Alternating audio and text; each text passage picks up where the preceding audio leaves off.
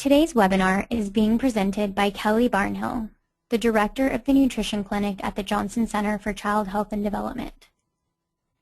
She is a certified clinical nutritionist with over a decade of experience in the field. At the Johnson Center, she directs a team of dietitians and nutritionists that have served over 3,000 children through this practice. In addition to her clinical practice, Kelly also serves as the Johnson Center Clinical Care Director, overseeing management and implementation of multidisciplinary care across the practices within the organization. In 2008, Kelly accepted the position of Nutrition Coordinator for the Autism Research Institute. In this role, she designs and manages curriculum and training for hundreds of nutrition practitioners each year, as well as providing direct training for thousands of parents. Kelly is a sought-after presenter, speaking at several national and international conferences each year.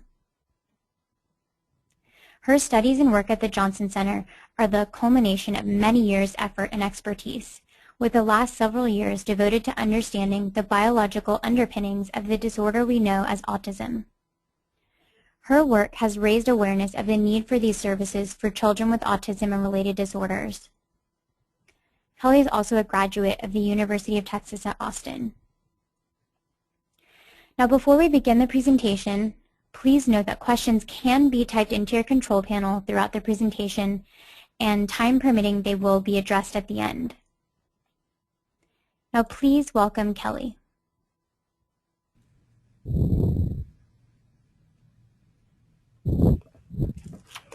Thank you so much for joining us this afternoon. I want to take some time and talk about what we know and really what we don't know about dietary intervention research and nutrition research in autism. Why, I guess, is the first question. Why are we talking about nutrition and autism? Are there concerns for people with autism spectrum disorder regarding their nutritional status? Does any research at all support this? And if so, what are the concerns that are out there and what are the problems? Is the issue what people are eating? Is the issue what they're not eating? Is the issue what their body is doing with the nutrients once they consume them, or what they're not doing with those nutrients because they don't have access to them? We've got a lot to talk about today, and the scope of this talk for me is very high level, and I want to give everyone perspective on as much of the current issues in our minds as possible. First, I want to clear up some semantics. So let's talk about nutrition, and what does that mean when I say that? Is it what we eat? That's actually diet for me. Nutrition is what our bodies do with it. So it's a broad subject that I want to go through, and I can only cover very high level, but I want everyone involved to learn a little bit about where we stand in terms of nutrition in this field, and have access to resources, I hope, that will help answer other questions that this topic's bring up. We've all heard that saying, you are what you eat, and there's a lot of truth to that. What you eat can determine how you grow, how your brain develops, how you sleep, how you feel, and it can contribute to a number of disease and disorder processes. We know that. Diet has been researched, nutrition has been researched across a variety of different diseases and disorders, and we're just really beginning to see some of that research come to light and be applied in clinical practice. Sometimes, even if we're eating well, there are still issues and concerns. Many people have trouble metabolizing and absorbing their nutrients. So what does their body do with those nutrients once they're taken in? And where does supplementation fit into all of this, if at all? So there's a lot to cover for me. So this is really how I've thought about what I want to talk about with you today. Dr. Mosher and I kind of outlined ideas that we thought were important to share. I want to give brief information on autism diets and dietary intervention in general. I want to look at an overview of nutrition and feeding research, because really those go hand in hand for me. If we have feeding concerns with a child, in my mind, we will also have nutrition concerns. I want to talk about what we know about dietary impact on some comorbid symptoms and other diseases, and then look at existing research, ongoing research, and offer a little bit of perspective on future direction. of research if we have time. So what falls outside the scope of this talk? Over 700 people have registered today and are participating in this webinar, and I've reviewed all the feedback and the questions and their hopes yesterday, and I want to be very clear on what I can't cover in this conversation. I cannot cover all of the criteria for potential dietary intervention in the scope of this talk. I just can't. I'm happy to take individual questions on this matter if we have time at the end. I'm also happy to respond to email questions or concerns outside this session. I won't be covering any how-tos in this webinar. If you would like more information on beginning a healthy diet for your child or augmenting a diet for your child, find a knowledgeable practitioner with clinical experience who works with children with autism. A good place to start for that information would be on the ARI website, www.autism.com. Additionally, we at the Johnson Center have several archived presentations on improving dietary nutritional quality on our YouTube channel. You can find these on our website, as well as many blogs addressing these subjects as well. Finally, you can also visit the website of Tom Altair, who provides appropriate information on implementing a healthier diet for your child and family. He provides lots of information there on very specific intervention plans and elimination strategies. I will be looking at some research on feeding intervention, but I can't cover strategies to address picky eating directly. I encourage you to look at the ARA website, which I mentioned earlier, www.autism.com, the Johnson Center website, or the Autism Speaks website for more specific intervention techniques and strategies to increase your child's intake. I'm also happy to answer questions afterwards via email if you'd like on those particular issues. I can't cover any specific evidence for dietary intervention in autism, which is very limited in comparison to other diseases and disorders. So there were a number of questions about explicitly evaluating dietary intervention in ASD with other GI diagnoses, and I will not be doing that today. It's an area of personal interest of mine, however, and I'm in communication with a number of researchers in this area, and I'm happy to answer any questions that come up. So the first question for me is really, what is an autism diet? The information that you see in front of you is a special diet biomedical intervention list taken from the Autism Research Institute Parent Treatment Rating Scale. This is the most recent version of that evaluation. And I want to speak to this a little bit and just say many families consider dietary intervention for their children with autism. As Nisi mentioned earlier, we've served almost 4,000 clients here at JCCHD, and more than 75% of those families either arrived at our clinic on a special diet or implemented dietary intervention with guidance and support from a professional within our walls. It's imperative to me that families have appropriate information on safe and healthy dietary change as they initiate any care at all. And I've seen more than a handful of children who've experienced adverse health effects of a dietary change implemented without appropriate professional guidance or with no professional guidance.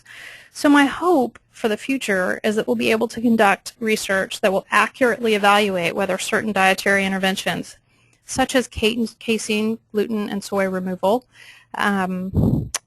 or the elimination of other dietary carbohydrates, such as the specific carbohydrate diet or the GAPS protocol. And I hope that in the future we'll be able to speak to safe, effective, and reasonable intervention from a dietary perspective for children with autism in the future. Many families are now pursuing a GAPS diet or a grain-free diet, a paleo or primal diet, a salicylate and phenol-free diet.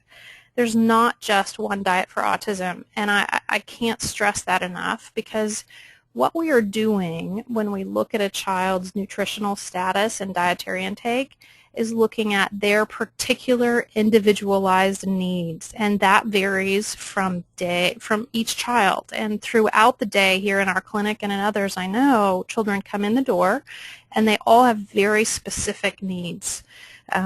So I strongly encourage families not to think about this as an autism diet. It is a dietary choice or intervention, as it were, for a child who has particular and individualized needs. There are many varied and totally differentiated approaches which families are pursuing with clinical guidance in some instances and not. And we need, I think, as professionals in this community, to really provide as much help and support in that process that's based on sound evidence. So I've done a good deal of research in recent months focusing on feeding practices and behaviors in children with autism and the population as a whole. It's important to me to spend a little bit of time and review this, include it in this discussion, as these behaviors directly dictate nutritional opportunity and quality for the children that we serve. If a child won't consume a certain food, there's no way he or she will even have initial access to the nutrients found in that food, and that creates and compounds nutritional concerns, both in the short term and in the long term. So I've highlighted a few studies that have come out in the past 5 years that I just wanted to touch on today. Recent research focuses on feeding problems in autism. It's very limited, actually. In the past 25 years, there are fewer than 20 articles that solely look at children with autism in terms of feeding issues and concerns. The literature and the research literature is much broader in scope for concerns in other populations, both in typically developing children and also in other developmental delays and disorders. 3 recent studies include a functional behavioral assessment indicating inappropriate mealtime action, so not choosing to eat or refusing food or rejecting food is just a function of behavior. And all of that can be found in this study specifically, which is noted at the bottom in the Journal of Applied Behavioral Analysis, which was published in the spring of 2010.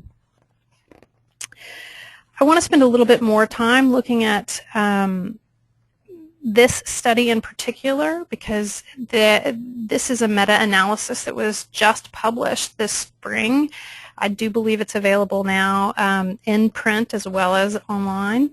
But it looks at all of the recent studies in feeding, and they pulled 17 studies that were in the comparison group, and the results in the analysis indicate that children with autism experience significantly more feeding problems versus their peers. I mean, we know that as clinicians. We know that from the literature. We know from parental report that 90% of families with children on the autism spectrum report problems with feeding and problems at mealtime. The part that's important to me in this really is the conclusion and recommendation that future research needs to address critical questions regarding the cause, long-term impact, and remediation. So for me, the long-term impact portion of this has direct consequence on both short-term and long-term nutritional status, and that's something I think we need to be focusing on.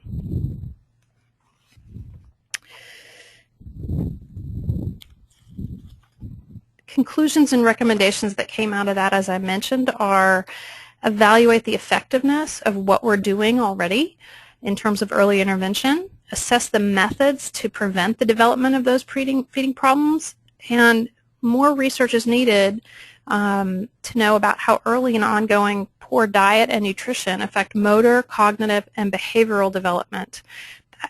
Clearly, this is focused on children with autism, but we know poor diet and nutrition affect motor, cognitive, and behavioral development of all of us, and I think that's something that we've established, that all of those things developmentally can be compromised with poor nutrition. I just want to take a quick review of some previously published research that looks at nutritional status in conjunction with behavior and food intake. There was a study published last year in the Journal of Autism and Developmental Disorders looking at a child's variety of food intake. So it compared 22 children with autism and 22 age-matched, typically developing controls.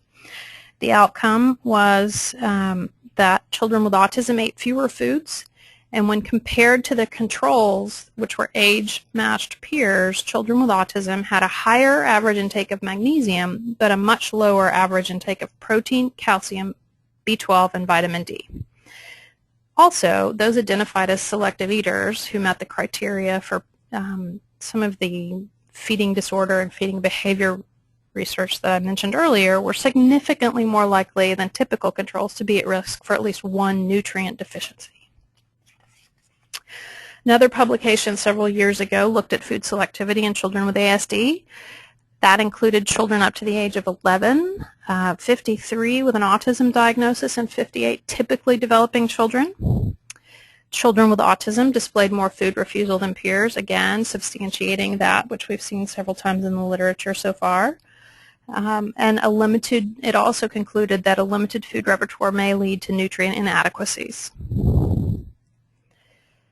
In that same year, in pediatrics, a study was published including 79 children with autism, comparing them to almost 13,000 typically developing children. It was a longitudinal study from the age of 6 months through 54 months. Energy and growth were consistent across both groups, so caloric intake was consistent and growth was consistent. However, children between 15 and 54 months were reported as difficult to feed, as having significantly less varied diet than their peers, and they were progressively different from their families and peers with increasing age. So essentially, their differences compounded as they got older. The food frequency questionnaires that were collected in that study documented that the children with ASD ate fewer vegetables, fewer fresh salads, and fresh fruit than their peers. And in the European Journal of Pediatrics in April 2010, a study looking at the nutritional status and intake in Chinese children with autism included 111 children with autism between the ages of 2 and 9. The results revealed that 9 children of those 111 were malnourished based on their dietetic analysis and evaluation. 35 children were overweight or obese. However, most of their micronutrients were within 80% or more of the DRI, but DRI requirements were not met for vitamin A, B6, folate, vitamin C, and the minerals calcium and zinc. Growth status was satisfactory and sufficient overall. And in 2009, nutritional intake of 46 children with ASD and 31 typically developing children was evaluated. In the nutritional intake differences between children with autism spectrum disorders and children with typical development study that was published in JAD. A large proportion of children in both groups did not meet national recommendations for a daily intake of fiber, vitamin E, vitamin D, calcium, and iron. And in the ASD group in particular, the children consumed less dairy and less calcium than in the control group. This change was consistent even when children were excluded if they were specifically following a gluten and casein-free diet. So why does it matter and why do we think about this? Well, for me, current research is really mixed. Children with autism spectrum disorder face risk of gastrointestinal concerns and complaints, and we know this from multiple studies and other resources now. We have a position paper that's out looking at how to treat children with autism and gastrointestinal concerns. I've left a reference here for you from the Autism Speaks website, which kind of outlines intestinal problems. That's their most recent statement on that. And for me, coupling those biological concerns with selective feeding concerns, dietary intake concerns, nutrient availability is diminished, and I really believe our children are at a disadvantage for complete nutritional integrity, I guess. But looking at our kids that we serve in our clinic and in this population across the nutritional status of most U.S. children, really the most broad information we have so far comes from the FIT study, the Feeding Infants and Toddlers Survey, which was completed in 2008 with revisions added in 2011. Essentially says that most U.S. children have their calorie needs met or even exceeded. Their protein requirements are met or exceeded. Their micronutrient intake, which included all antioxidants and all B vitamins and all minerals, were met. Fat-soluble vitamins E and K were not met for some toddlers and preschoolers. and iron and zinc deficiency was present for a small number of older infants only, and that was remediated and tracked per American Academy of Pediatrics guidelines. However, from that same work, we know that fewer than 25% of U.S. children consume the appropriate amount of fresh fruits and vegetables each day. For me, that's huge because that speaks to the quality of a diet, regardless of what the numbers above that tell us, I believe. For some of those kids, making that 25% mark, by the way, their only vegetable that they consumed were French fries. So what does this say to me, really? All of us, I think, can afford to improve our diet, our nutritional status, and our overall health. Simply because we're all in a bad way doesn't make the norm okay for any of us, in our opinion. So why is dietary research in autism important? Families continue to implement dietary intervention for their children with autism spectrum disorder. Information is widely available now on an anecdotal basis on the internet, directing families in some really specific clinical ways and in some not so specific clinical ways on how to enact dietary change. And that's good and bad. While the information is out there, it needs to be validated, in my opinion.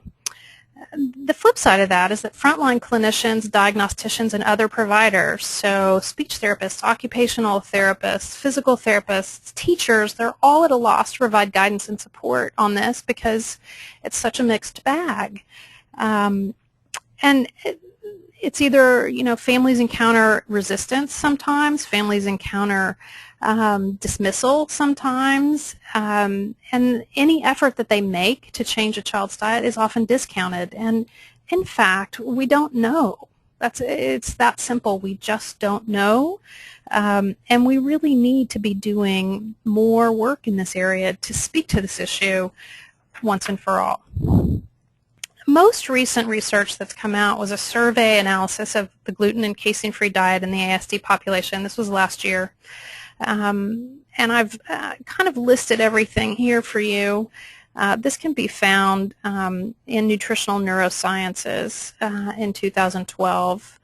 But the essence here for me is that this is a parental study that was fairly comprehensive, 90 items, almost 400 participants, and clearly it's parental response, but again, significant positive effect. So I think that intervention studies are where we need to be focusing our time and effort and energy and resources now. I guess the next question is why? Because what do we know about food exposures and food concerns? And why would dietary exposure matter in the general population and in our population specifically? We know a lot more about pesticide exposure via food, and that's one of the basic tenets of appropriate dietary intervention, like counseling families and helping families intervene and avoid pesticides if at all possible. And I've listed some of that work here, but multiple studies show a direct relationship between prenatal exposure and PDD. Prenatal exposure to levels of PCB and DDE are associated with poor attention. Children who live closer to agricultural fields sprayed with pesticides have an increased risk of autism. Food identified as a major source of exposure to pesticides in young children, and children who eat non-organic food have higher level of pesticides being eliminated in their urine. In 5 days on an organic diet, substituting organic fruits and vegetables for conventional ones only, so not changing other dietary aspects and exposures. So in this study, they did not limit exposure to commercial meat products, commercial dairy products. The mean urinary excretion of pesticides reduced to a non-detectable level. Finally, children who, I think I've already reviewed that one, I'm sorry. So we know that about pesticide exposure, and that's one of the fundamental tenets of what we do here in our work, and many other practitioners do as well. What do we do to avoid pesticide exposure? Next, what do we do? What do we know about food additives? The Feingold diet is an intervention that has been followed for 30 years at this point. And it's very similar to a diet that eliminates these two research studies. So in this one, published several years ago, it looked at artificial additives in drinks for kids and used sodium benzoate, resulting in significant increase in hyperactivity and shorter attention spans, and that is in children without an autism diagnosis or an ADD/ADHD diagnosis. So we know that those artificial preservatives and colorings can affect typically developing children, and we, I think, can extrapolate from that this would exacerbate behavior of other children perhaps as well. What else do we know? The following year, Schoenwald published some AAP grand rounds in which ultimately a review of a meta-analysis of looking at exposure to food additives indicated that a preservative-free, food coloring-free diet is a reasonable intervention. And that really is the Feingold approach that I mentioned earlier. And again, I think we need to be doing more work in that area across populations, not solely in the autism population, but it's reasonable, in my opinion, given the work that we do have, that we don't really need to be including those components in the diets of the children that we serve. And that's another issue that we exclude in terms of dietary counseling when a child comes for services within our clinic. Okay, what don't we know about food exposure? The gluten and casein-free diet, and some families also avoid soy as well, and some practitioners recommend avoiding soy as a fundamental baseline intervention, is still murky. A review article completed in 2010 concluded with the statement that I've written for you there. Given the lack of empirical support and the adverse consequences associated with gluten and casein-free diets, these diets should only be implemented in the event a child with autism experiences acute behavioral changes seemingly associated with changes in the diet, and or medical professionals confirm through testing that the child has allergies or intolerances to gluten or casein. I've also included the link to you there for you there to the work that was done. If you Google, you should be able to find it very carefully, and get a copy. The PDF is actually online, and that'll give you a comprehensive look at the literature in summary through 2010. This really is the most recent and thorough of all the relevant published work in this field.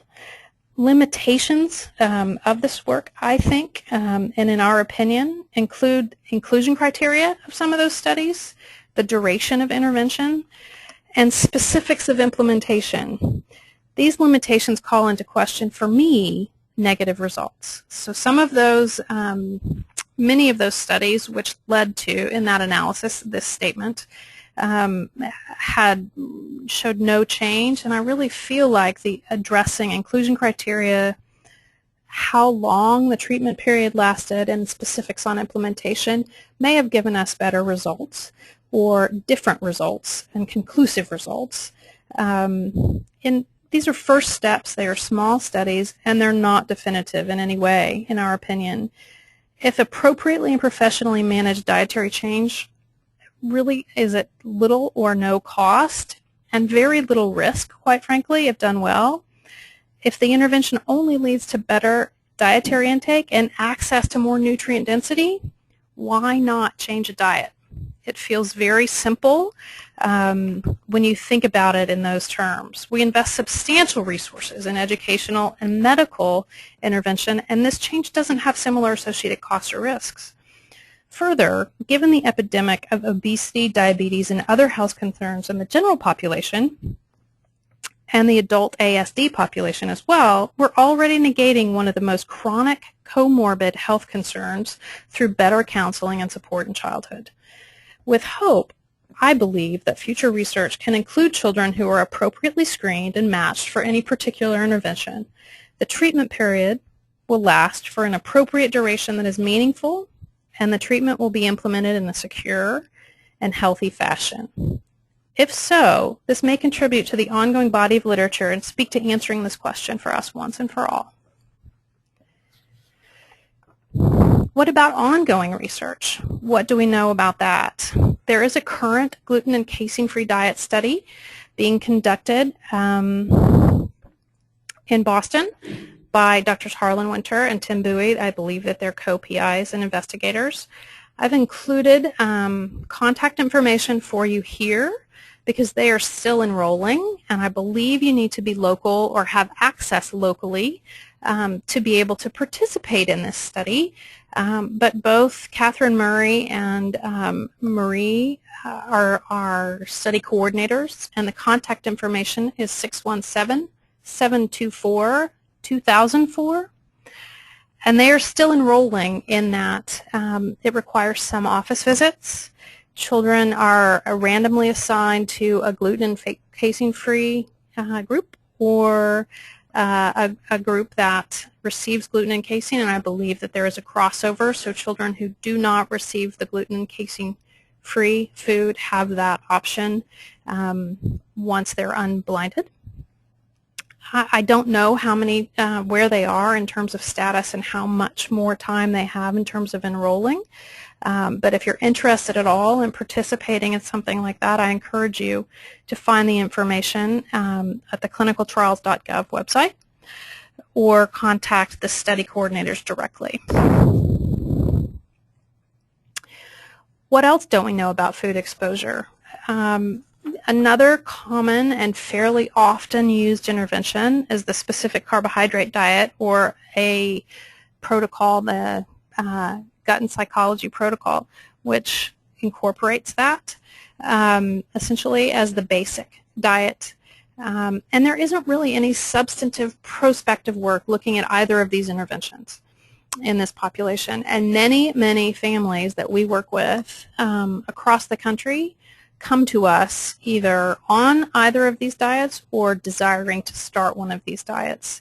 And we've seen many children over the past 8 years who have come into us whose families have learned about one of these interventions and decided it's the right thing to do for their child, and started that without professional guidance. And we've run into and we've seen many children actually who have health concerns.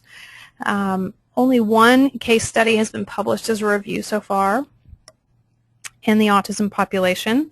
There are several books out, and I'm happy to provide resources for families on those who are thinking about learning more about this intervention, but I strongly caution anyone who wants to look at a specific carbohydrate diet in particular to find appropriate professional guidance, because this diet so significantly limits carbohydrate intake to a certain, doesn't eliminate carbohydrates, it limits the types of carbohydrates. It's very easy to mismanage this and cause health concerns without an appropriate clinician overseeing that intervention. And it's much more of a health concern, honestly, than we've seen with other dietary interventions. So by eliminating preservatives, colors, artificial flavors, and exposures across phenols and salicylates, and even certain protein elimination diets such as gluten and casein, we don't see the same concerns health-wise as we do with the specific carbohydrate diet. I know that Stanford is currently looking at SCD in a study format in a pediatric Crohn's disease population, but there really is no other published work on diet in autism or any other GI disease, pediatric GI disease at this time. And that, in mentioning SCD, I feel so strongly about this because we saw so many children who were struggling and had health concerns based on this dietary implementation that we designed to study, and are looking at the specific carbohydrate diet in this population. The flyer that you see there on your screen shows you how we approached enrollment for the study. And the purpose of our pilot, it only enrolled 20 children, was to investigate and evaluate the application of a nutrient-dense SCD in children with autism and related disorders. It's an open prospective trial. We wanted to quantify symptomatic changes primarily in GI status and look at behavioral, biochemical, and anthropometric changes as well. In terms of study status, we've actually closed enrollment. We enrolled 22 subjects beginning in April 2012. 14 children have completed the treatment phase as of June 2013. 3 children were removed from the study during the treatment phase for various reasons, and 3 children are currently still in the treatment phase of this study. We anticipate having full information by the summer of 2014 and being able to speak to this from a research publication perspective at that time. So really, what does all of this mean in the big picture? Our approach here, our perspective, our view on this is that regardless of medical or psychological diagnosis, there should be no question that a healthier diet is better for everyone. I don't think that that can be disputed. Nutrition research is important. It's foundational in many respects. A healthier diet promotes better sleep, attention, memory, immune function, and GI status. And there really is published research to support each of these assertions. And that's not simply in an autism population. That is across diseases, disorders, and typically developing children. We look at this in 2 ways, really. We can see dietary intervention as a primary change targeting specific deficits. So I want to improve eye contact. I want to increase expressive language.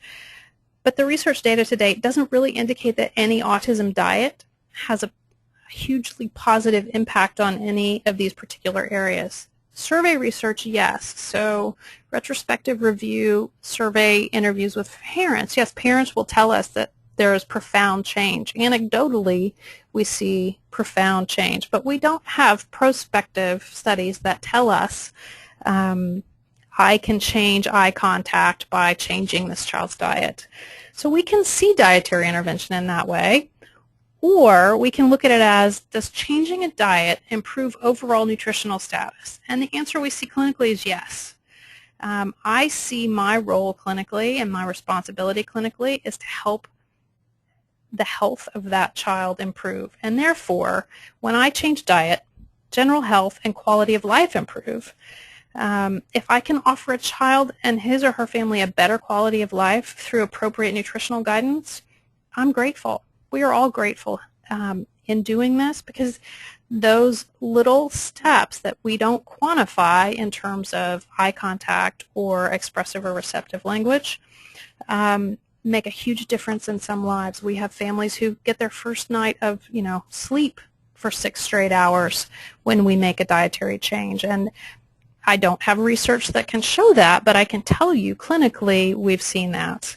And I think that we in general in the population need to be looking more and more at the profound impact of what our intake looks like and what its relevance is to our overall quality of life and well-being.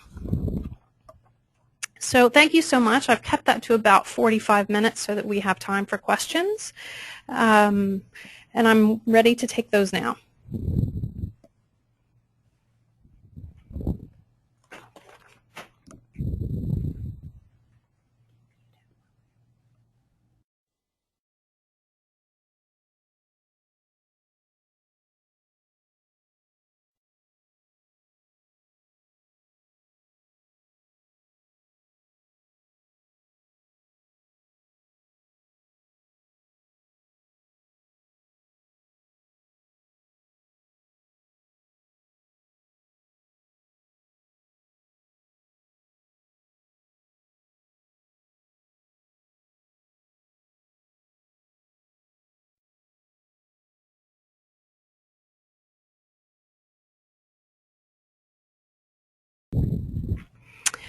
One of the first questions we have is, how long should a child with autism spectrum disorder be either on a GFCF or a GAPS diet? And the answer, I think, is we don't know. We know that some children respond to a gluten and casein-free diet. We haven't been able to quantify what determines who is a responder and who is not sufficiently yet. And similarly with GAPS, for me, both of those interventions are really implemented to address specific symptoms, primarily gastrointestinal symptoms, and that's what we would track if a family chose to approach treatment with dietary intervention for using either a gluten and casein-free diet or a GAPS diet. How does sugar affect someone with severe autism? My son has severe behavior issues that I believe may be linked to sugar intake, but his physician does not believe there is a link. That's a good question, and we hear similar things a lot. For me, the way that I think about this is, again, coming from a whole health perspective, and that is, what kind of sugar is it? Is it appropriate?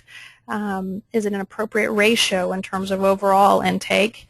And we start working from there. We have kids who are on very low, simple sugar diets. We have kids who are on no processed sugar diets with improvements. Does that mean that sugar affects every child with autism? I don't believe so. Does that mean that there are some diets that have too much sugar in them and children respond when we remove that? Yes.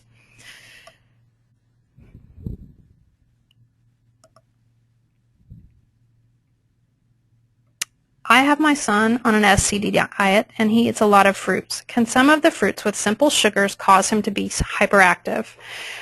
Yes, I would say that working with a clinician to look at total intake of carbohydrates and where those carbs are coming from might be beneficial in that, because you want to make sure both that you're getting those carbs from the right sources and also that you're balancing protein-fat intake with those carbs. All of those things may or may not play a role in your child's behavior, and we just don't know the answer to that yet, unfortunately. You stated that the research indicated that refusing food is a function of behavior. What about oral sensitivity, and how does that factor in? I apologize if I wasn't clear, because there is some literature, particularly the study that I referenced, that looks at food refusal as a function of behavior. I in no way believe that is the only issue that is biologically or structurally driven. I absolutely believe we have kids who have severe sensitivity issues that need to be worked with. And I think that oral sensitivity plays a role absolutely in that and can be addressed through appropriate intervention. And I apologize if the language I used wasn't clear. To what extent are gut, nutritional, or related digestive disorders included in the diagnosis of autism? And what is the current draft diagnostic statistical manual criteria for autism? DSM-5 has that information in it and should be available online shortly, if not already.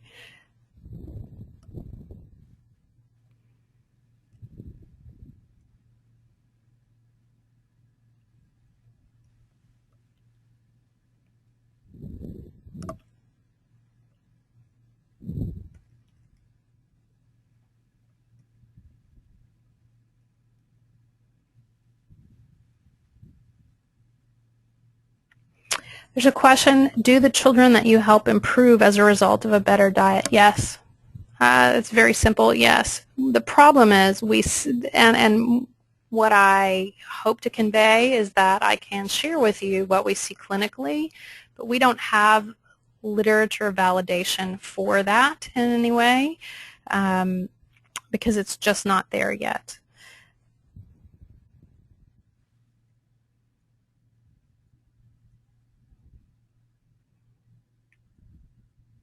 Are GI disorders causes of autism, and if so, are they more likely to be due to nurture or nature? I think that we're still problem solving that one, honestly. And we know that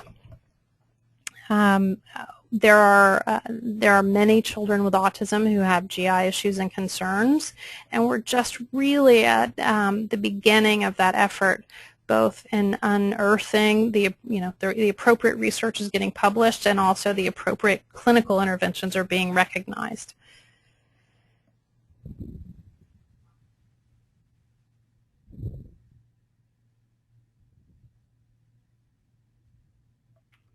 Did a BCBA work on the study and collect the data? Yes. Both of the behavioral studies that I referenced in terms of feeding behavior were completed by teams of BCBAs. What is the nutrient risk of not consuming wheat and dairy? There are a number of issues really that need to be evaluated if you're removing wheat from a diet and if you're removing dairy from a diet. For wheat, most of our current food supply is fortified, and most gluten-free products, though some are now, are not fortified. And so you need to make sure that you're meeting needs in terms of those nutrients that are fortified if we're not using vitamin support. So that's one aspect that we need to look at. Another aspect that we look at when you remove wheat or gluten from a diet is fiber intake, because you want to make sure that you maintain appropriate fiber intake. And again, many gluten-free products are low fiber or lower fiber and don't provide the same amount of fiber support.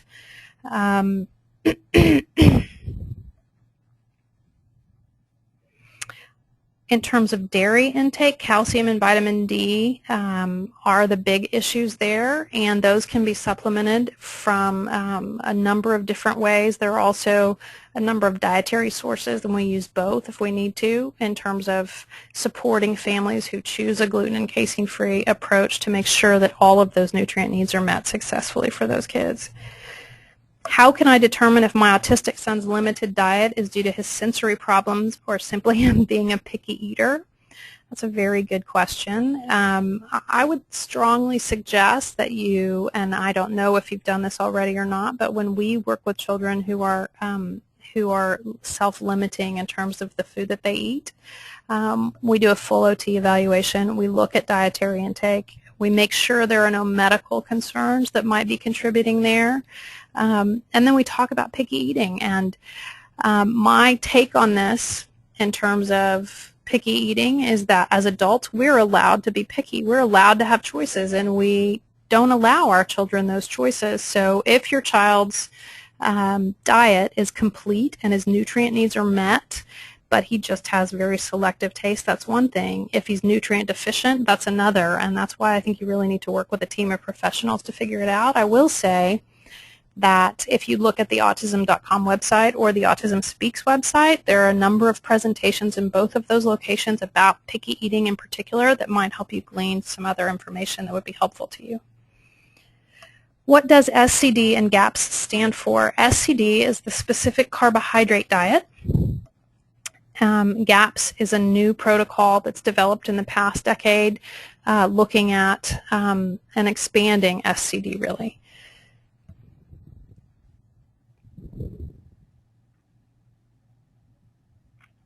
If a healthier diet is better, why do you waver on the fact that dietary intervention is valid for autism? I don't waver on it, and I evaluate diet for every child that we serve. I just want to be clear that the data we have to date in the research doesn't support dietary intervention to the extent that many practitioners and families approach it right now. Do I want there to be evidence there that allows us to validate what we do? Yes. Do we have it yet? No.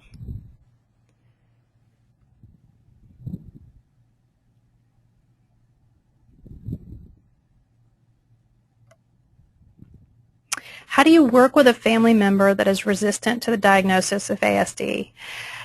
For me, I treat symptoms, and I approach this as treating a multi-system, multi-factorial disorder. So my job really is to look at each child regardless of an ASD diagnosis. So I'm not treating autism symptoms when I'm working with a child. I'm looking at that child and thinking about sleep. I'm thinking about GI concerns. I'm thinking about immune concerns, and those are the issues that I want to help a family address from a dietary and nutrition perspective. Even in older children, could nutrition and dietary changes be successful? Yes, we've seen it repeatedly in adults as well. Is it too late to start a GFCF diet for an 8-year-old nonverbal child? I don't know. No, it's not too late to make dietary change at all for any of us at any time. But again, my markers and my hopes are improved GI status, improved immune status, improved sleep. And if those are the things that you would like to address with diet, I encourage you to find a practitioner who can help you implement it appropriately.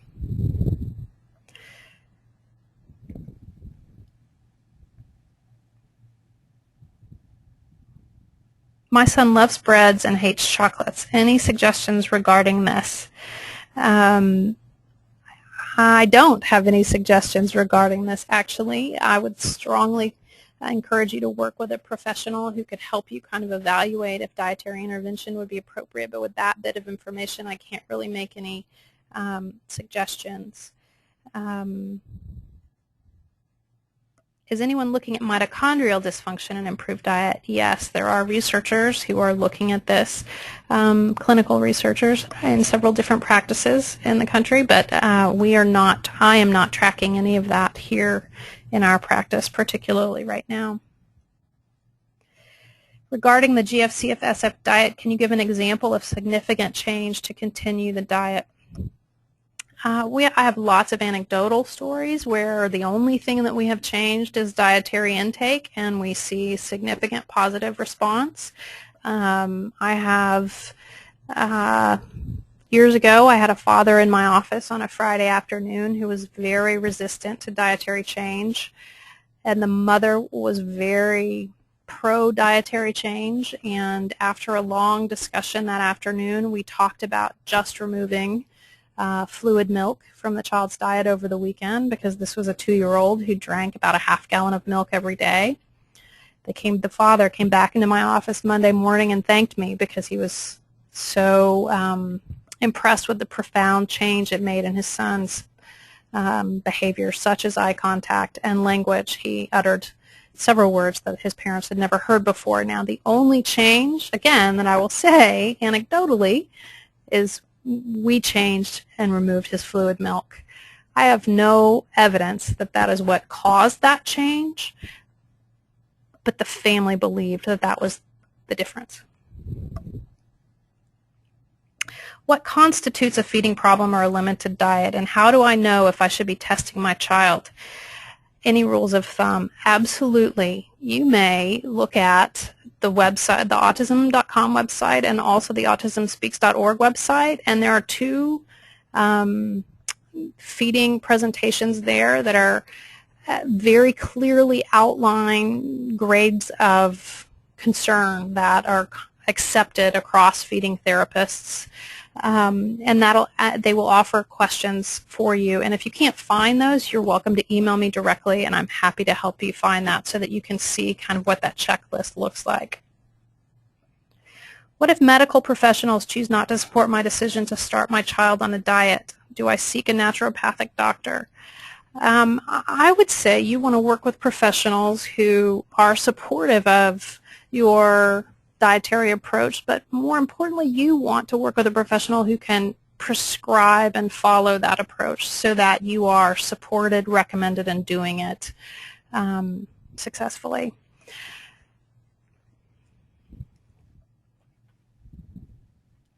What should we look for when replacing yogurt, which is made out of milk? There are a number of yogurt products out there now. First, you can make your own out of coconut milk or almond milk. You may also purchase milk or yogurt that is made with coconut milk or almond milk, and there's also a rice milk-based yogurt on the market now as well.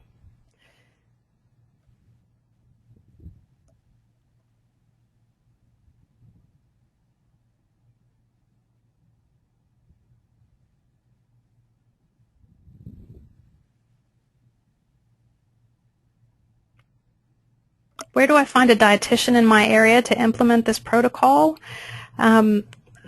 First, I would say you need to be clear on what protocol you're speaking of, because really you want a dietitian who has treated children with autism in the past. If you contact our offices, I'm happy to help you find someone that I might know or direct you to appropriate resources. When you say we think of making changes in diet to improve overall health of a child on the spectrum, does that include nutritional supplements or only elimination of certain foods? When we look at big picture changes for children, we start with foundational changes with diet. And for me, that means addressing the issues that we talked about. So getting rid of those things that we know children can be responsive to: artificial flavoring, coloring, preservatives, avoiding pesticides. And then we look at things beyond that, which can include dietary change and also nutritional support if appropriate.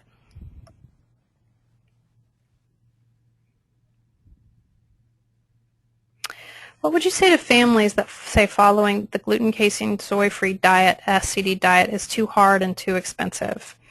My answer is twofold. One, too hard. I think that you need support if you're committed to implementing this. And many of the families that we work with come to us wanting to make this intervention, and they initiate that change. So I would say families need support professionally and also in a support group setting. So parental support groups are a great resource, and there are a number of those available throughout the country. What would I say to families who say it's too expensive? I would say not so, because this is traditional, real food that avoids packaged and processed foods that are sold in the middle of the grocery store. And we've actually done presentations here that you can find on our YouTube channel looking at cost per cost, GFCF, not GFCF, and how to implement a diet and a healthy diet in a way that is cost effective. What specific health problems have you seen with SCD? Many. I think that when you're loading a child with protein and not including appropriate carbs, and the child is in a ketotic state, or their macronutrient mix is messed up, we see a number of problems both on lab tests and in behavior, symptoms, cognition, and that resolves when we get the child in an appropriate dietary place. Am I aware of any recent studies on this topic for adults with autism? I am not, and I've looked. And you can contact me directly, and I'm happy to help you if you're looking for anything specific. I do have a lot of information, but I do not have, nothing that I'm aware of has been published in the adult population yet. So I think that's all I have time for today. I see many, many other questions on this list, and we will try to get to all of them. If you have any other questions, you're welcome to email me directly. Thank you so much for your time.